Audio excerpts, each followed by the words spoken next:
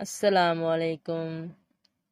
14 برس کا سن، پیلی پٹھک رنگت، چہرے پر بے بسی، آنکھ میں رجو علم، لیبڑ بار کے ایک بستر پر ایسی دکھتی تھی جیسے مقتل میں ننھی سی گڑیا بولے بٹ کے آ گئی ہو۔ اس چڑیا سی بچی کے لیے یہ مقتل گاہ ہی تو تھی جہاں وہ پچھلی رات ہی 14 برس کے سن میں ماں بنی تھی۔ ریپ اور پولیس کے متعلق بات چلی تو بلی بسری یادوں میں سے بے اختیار وہ بچی جہاں کے ملتجی نظروں سے ہمیں دیکھنے لگی کہ اس کی کہانی کہنا بھی تو ہم پر فرض ہے، اور اس قہر زدہ معاشرے کے لیے ایک سوال بھی۔ یہ کہانی ہماری زندگی کے ان مارکوں میں سے ایک ہے جنہیں ہم اپنے لیے سرمایہ افتخار سمجھتے ہیں۔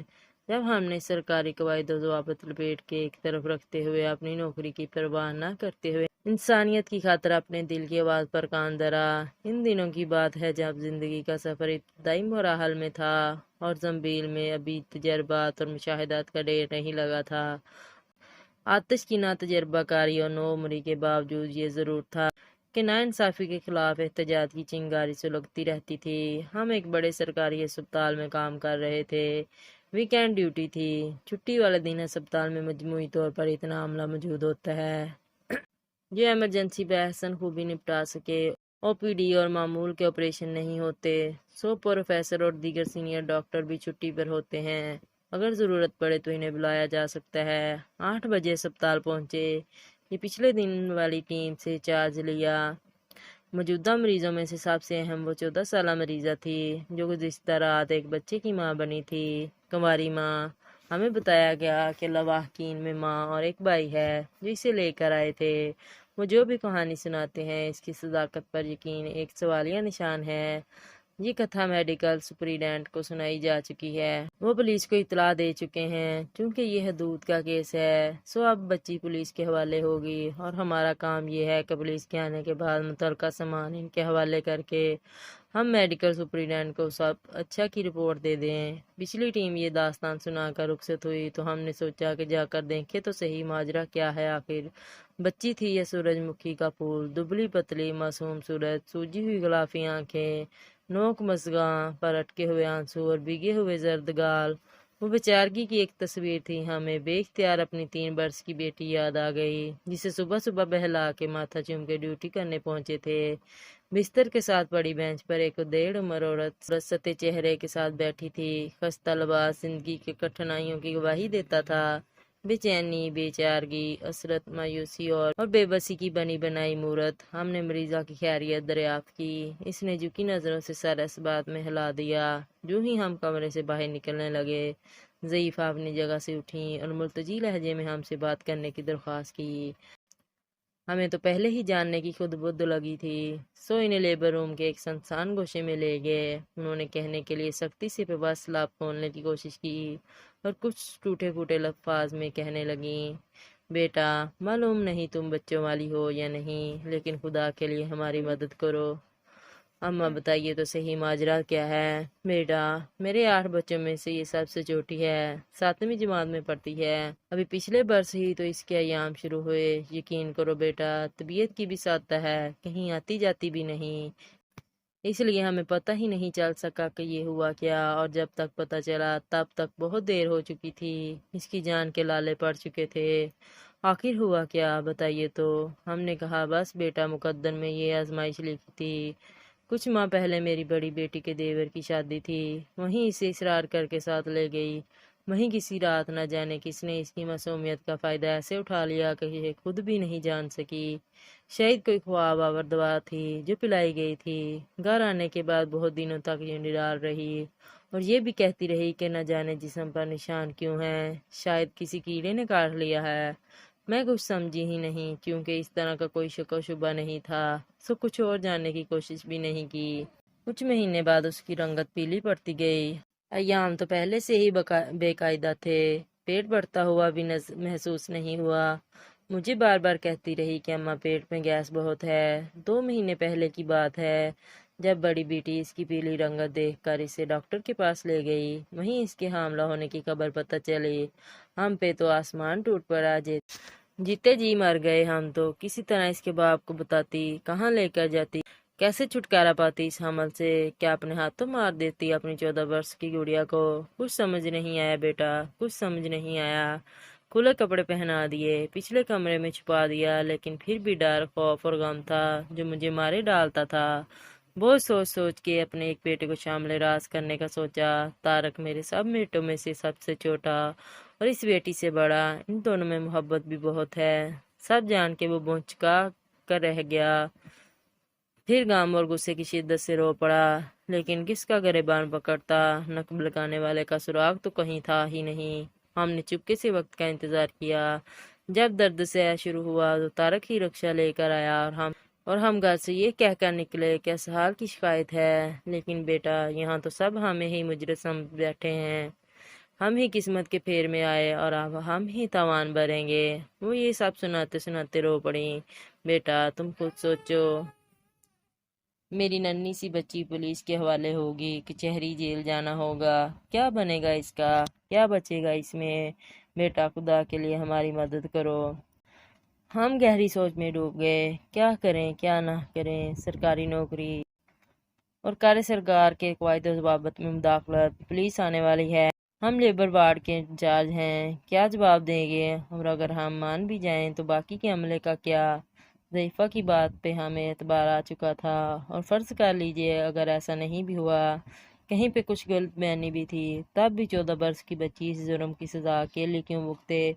वो अमल जिसमें कोई और भी इसका शरीक था, इसका दाग महज इस बच्ची के दामन पे क्यों? बच्ची भी वो जिसे अभी अपनी ज़ात की खबर नहीं, जिंदगी के नशेब अफराज से पाला नहीं पड़ा। बचपन और नौजवानी की सरहद पे खड़ी क्या थाने और जेल में गुजारे गए दिन सह सकेगी? ये सब सवाल हमारे जहन में घूम रहे थे।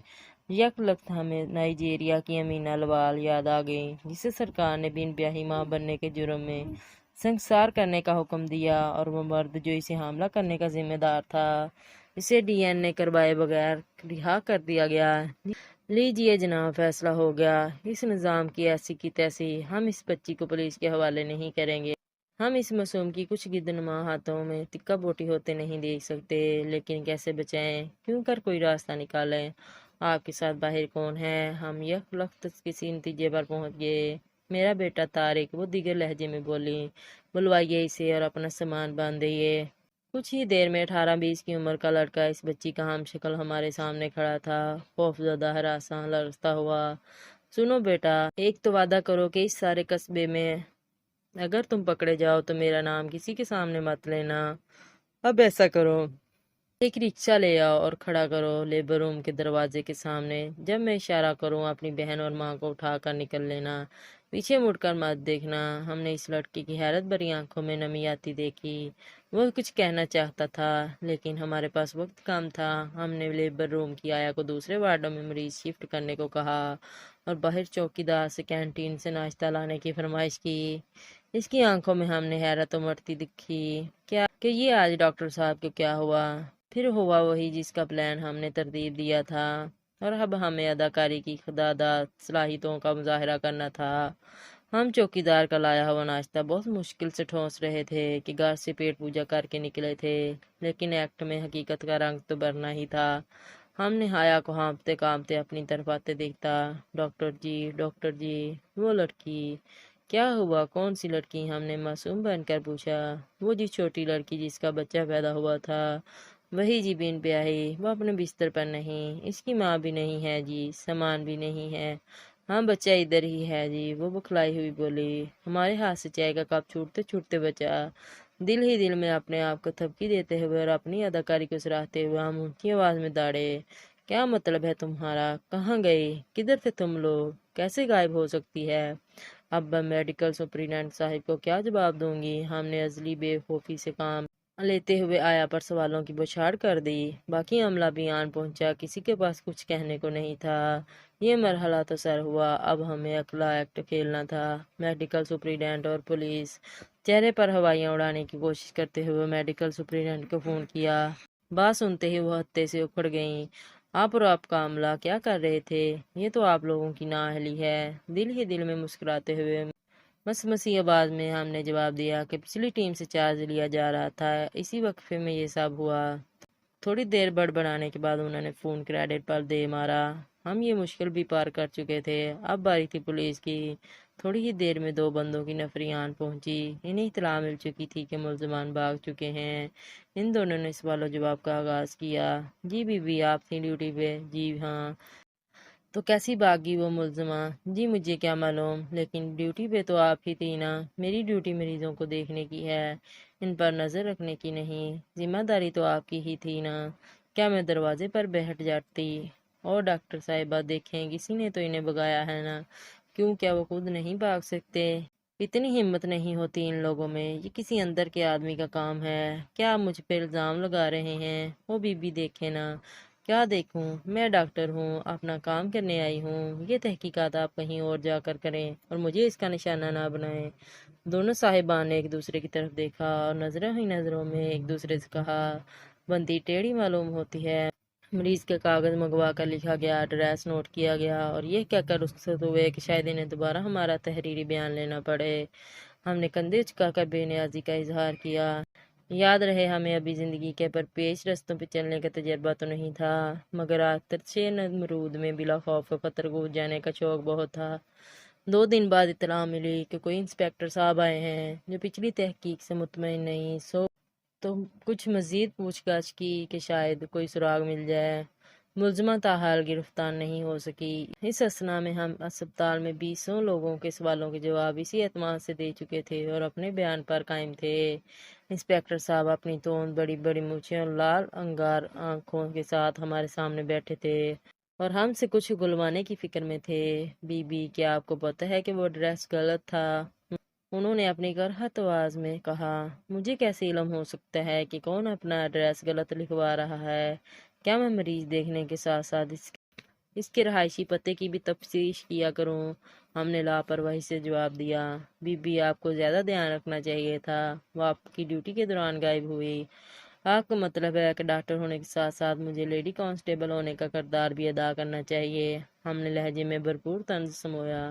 ان کا بس نہیں چلتا تھا کہ ہمیں کچے سے باہر ڈالیں۔ الغرض آدھا گھنٹہ انہوں نے ہم سے مغزماری کی، تحریری بیان لے کر دستخط لیے اور زیر لب پڑھی لکھی خواتین کی شان میں کچھ کلمات کہتے ہوئے رخصت ہوئے۔ ہمیں نہیں معلوم کہ ظالم معاشرے اور تلخ زندگی نے اس بچی کو اپنے پاؤں پر کھڑا ہونے کی جگہ دی یا نہیں، اور وہ سر بلند کر کے زندگی گزار سکی کہ نہیں، لیکن ہمیں فخر ہے کہ ہم نے ایک ایسے وقت میں اس کا ہاتھ تھاما جب اس کی تھپیڑیں کھاتی ناؤ طوفانی مجدار میں غرقاب ہونے کے قریب تھی۔